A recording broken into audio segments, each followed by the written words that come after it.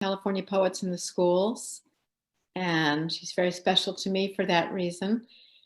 In fact, Phyllis gave me the idea of checking them out, and first put the idea seriously in my mind of becoming a poet teacher. I was also privileged to be a member of the Poet Laureate Selection Committee this year. So it was very exciting when we chose Phyllis. She will be serving from 2020 to spring 2022. Phyllis has taught with California Poets in the Schools since 1999, serving as Sonoma County Area Coordinator for 9 of those years, and as coordinator for the county's Poetry Out Loud program for 13 years. She was editor-in-chief for Poetry Crossing, a lesson plan book for Cal Poets' 50th anniversary, which we all use. It is the Bible for poet teachers. She has 5 collections of poems, most recently Land of My Father's War, which won an Artists Embassy International Prize in 2019. Please welcome Phyllis Meshulam. Thank you so much. It's such a pleasure to be here. A pleasure to hear you read, Zoya. I'm always inspired and impressed with your work. So, and you are an awesome first Poet Laureate for Sonoma County. First Youth Poet Laureate. And thank you, Sandy, for so much for giving us this lifeline of shared poetry during the pandemic and all the other disasters we're going through. And while I have this nice group of people assembled, I wanted to just tell you, one of my Poet Laureate projects is to do a county anthology. There will be specific themes, and I've already posted a few prompts in May and in July in the literary update. You can get to these by going to the Poet Laureate page in the update and then scrolling down to archives for 2020. It says 2020 to 2022, but we'll get there eventually. So anyway, I would love to hear some of your offerings if you would like to contribute. California crickets. This is another of our disasters this year. Cricket accordions serenade me all night long in the warmth of summer, unless lightning cascades, thunder disrupts, fires flare, explode, and spread. Too close to fire, crickets find their eternal quiet, of course, but just smoke does not stop them, unless it blends with fog and becomes so thick it blots out the mighty sun, turns it into a lowly penny under a black light. This feeble star can't warm the earth, so we have nuclear winter and the crickets shut up.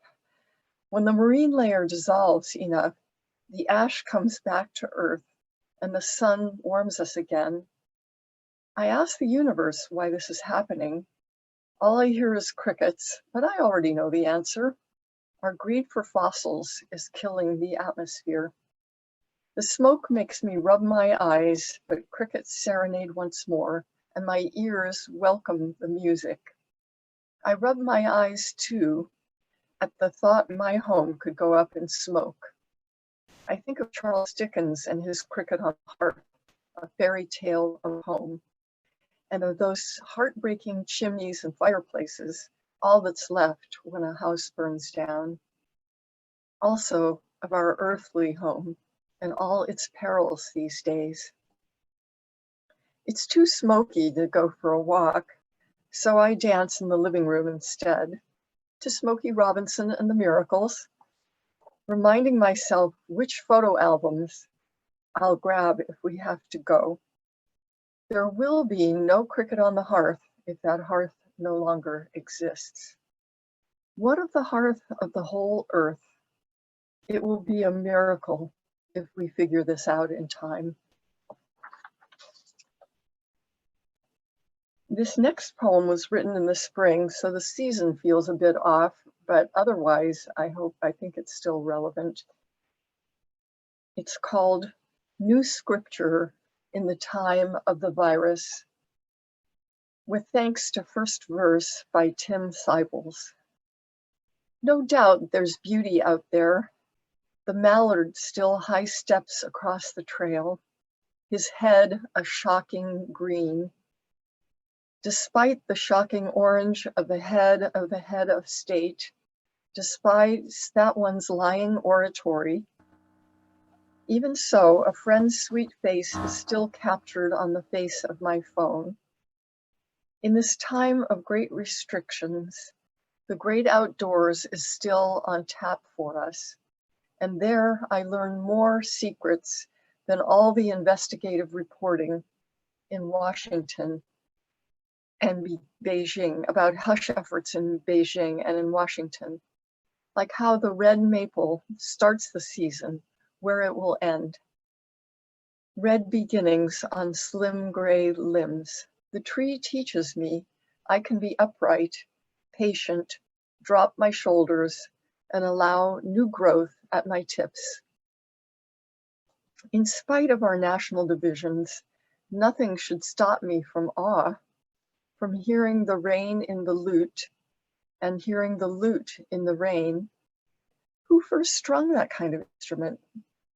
Some used the shell of an armadillo and the guts of cats.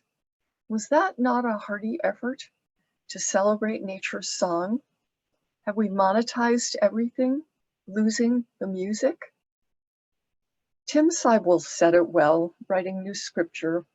Embrace the world, be friendly, the forests are glad you breathe. What words might Earth wish to speak? Embrace me, be friendly to large and small. Save the forests so we can all breathe. So most of the poems I'm sharing tonight are new this year, but this is one of the exceptions. I'd like to read you something from Land of My Father's War. And this is one of the war letter poems. And that was a major inspiration for this book, was reading my parents' love letters from World War II and its aftermath, because actually my father was drafted quite late. And then he was there as part of an occupation force in Italy for a while too. So these are kind of collage poems. You will be hearing my father's words as he wrote them, but I've juxtaposed them in a way that I found interesting. Hopefully you will too. This one called Reflections, 20 August, 1945. Darling, I'm sitting at my desk, listening as one of my roommates interrogates two German prisoners. Intelligent older men, not completely poisoned by Nazi doctrine, but poisoned enough. Hitler was helpful to peacetime Germany, they say. When Frank suggests dictators always lead their nations to ruin, these men are silent. They've heard of Belsen and Auschwitz, but say the Russians are equally bad. They're disillusioned, but one suspects mostly because the Nazis didn't succeed. A fearful amount of re-education will be needed before this nation can be trusted again. Her letters from this period have been lost. 12 December 1945. Dearest, yesterday I had a visit from Trent, one of my brightest students from University Training Command, a Negro previously planning to go into law, hoping to do something for his people. But he's changed his mind, wants something concrete like engineering, which he could use to live abroad. He says going back to America would be like going back into chains. He's been invited to some good Florentine homes where his opinions were sought after. Even in the army, he felt valued, but back in America, he will be excluded and insulted everywhere. I hate to have our country portrayed in that light, but it is clearly our great national disgrace. Okay, so this one is a little more current on a similar topic. It's called The Story, and I must give credit to Joseph Zaccardi, a wonderful Marin County poet from whom I pretty much stole the first line verbatim. The story, the day's story, the last day's story, the story of this country from the beginning, a story of pilgrims in May flowers, seeking religious freedom and coming to a new to them land and stories and proclaiming this story, and stealing someone else's land and stories and proclaiming this story as self-evident. All men are created equal. What could be clearer? And what's more, going to an old land and stealing bodies and disappearing their stories, families, languages, bringing them to the new land where the supremacy of Enlightenment ideals were tarnished by enlightenment. And so that day's story became the next day's story, and on until today's story of a Black man who wanted to touch the world, known as a gentle giant, school basketball football star, stuck in a poor hood with drugs until church work took him to the Twins, then possibly passing a counterfeit 20 for cigarettes and being forced out of his car, seated on the sidewalk, handcuffed with the help of 3 more police, laid out face against asphalt, kneed in the neck until dead. The real counterfeit, the story that most in this country behave as though all men, read People for Men, are created equal, oft repeating with liberty and justice for all, when stolen peoples and peoples whose lands were stolen have a story of having a neck too often mixed up with a knee or a noose, a hold or a foot.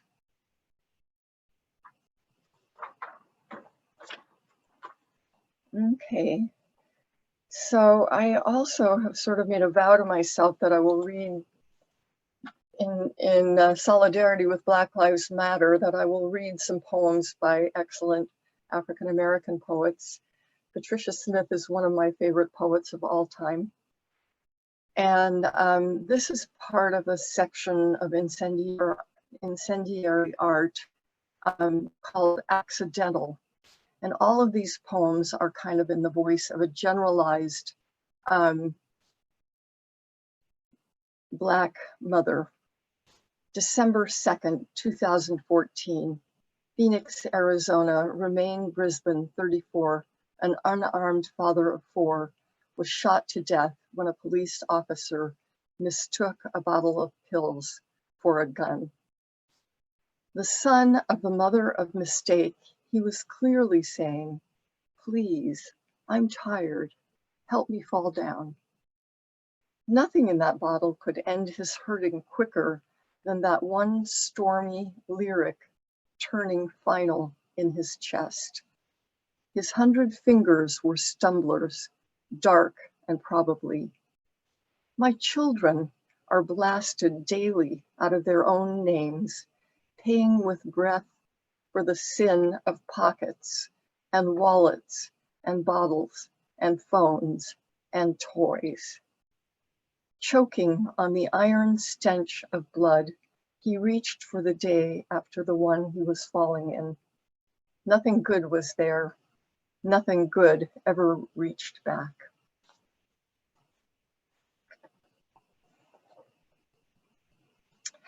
So after campaigning in 2008 in Nevada, I put together a collection called Doors, and I'm going to read you one of those poems.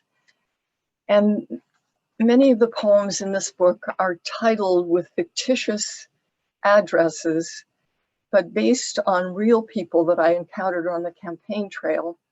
And this is one of those. When I left that house, I had absolutely no confidence that the man there was going to vote. But I checked later, and the voter rolls that showed that he actually had. 475 Blackfire Drive, Sparks, Nevada. Another canvasser at his door, but she seems friendly enough, and he has few people to talk to anymore, what with the coming of this new trouble. His words present themselves so slowly now.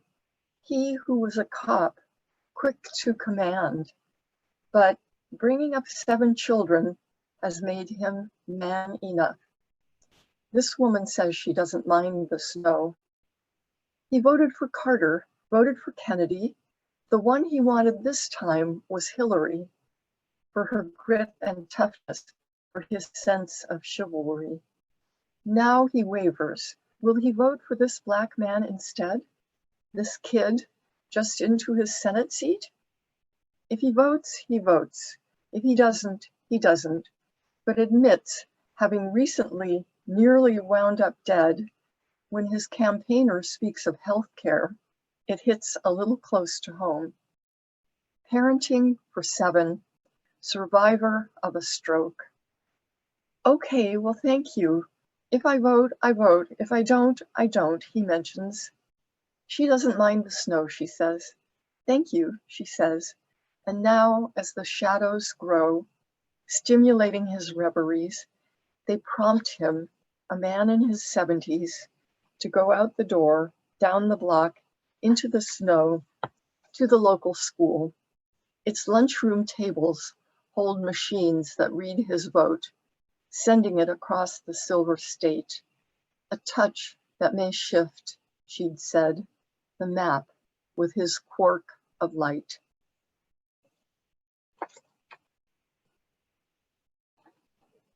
Thank you. So this poem is quite new, as you will infer from the topic. It's called A Book of Ruths. My mother's name was Ruth, Ruthie at affectionate moments from Dad, Ooey originally from the neighbor baby who couldn't yet say her R's, then for years used as a tease.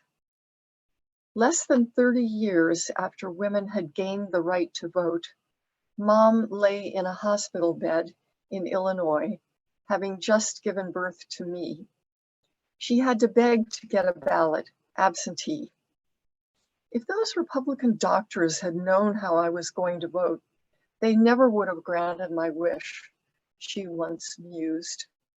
It was a close enough election that the Tribune got the headline wrong the next day. But in truth, her candidate had prevailed. Mom died a couple of years after RBG was seated on the Supreme Court. I know she must have felt relief as at someone in power who saw the feet on the necks of her generation of women. Justice Ruthie was about the same height as my mom, a little thinner, born a couple decades later, but she too knew how women had been undermined and misused for millennia. RBG was asked what the right number of women on the Supreme Court would be, and she answered, I thought I heard none at first, but it was definitely 9. Spunk. Mom had sweetness and some spunk. RBG had both in spades. Spunk in defense of equal rights under the law. Ut sit. May it be so. All right, if you can indulge me, I would like to read one more because I want to just point out to you, I'm wearing the Petaluma Dia de los Muertos t-shirt, and I would love to invite you to submit poems to, they're going to be online, you know, Petaluma usually goes all out and has a wonderful month of celebrations for Dia de los Muertos. But Poetry of Remembrance, Poesía del Recuerdo, is happening on Facebook this year. So if you would like to record on YouTube a poem that you have, or some other kind of reminiscence that you have about someone you cared about, you could do that and send it to me. I'll put the email address I'd like you to use in chat. And you can send it and turn it in and we'll get it posted, hopefully. So this poem was inspired by the Poetry of Remembrance of 2018. And it's called One Boy Who Cried. Dia de los Muertos 2018, the year when thousands of immigrant children were separated from their families at the border. At the time of year of the dying sun, when the time of day was night, in a year when many families were unmembered, we met for a Day of the Dead commemoration. Day was night, and I stood with my student before the crowd at the Dia de los Muertos celebration, surrounded by blue and rose papel picado. Beloved faces in frames, sugar skulls. With my student before the crowd, I read of my own mentor who gave up her ghost in May, surrounded by paper lace, framed faces, sugar skulls. My boy, reading homage to his grandma, cried, could not go on. I spoke of my mentor who still haunts my thoughts. Reading of his abuela's empty bed, the boy choked up, could not go on. I read the end about the fire of his grief. His grandma's bed now empty, his aunt materialized beside him, held him. The fire of his grief still consumed him, held him. But we all began to dance, to conjure. Our loved ones materialized beside us as we ate bread of the dead, drank horchata like mother's milk. We conjured friends, parents, mentors to dance with us again. Later, many told me the boy's tears had crystallized their loss. We ate pan de muertos, drank horchata like mother's milk at the time of the dying sun. For many, the boy's tears crystallized loss in a year when families more than ever need remembering. Thank you so much. And don't forget to vote, everybody.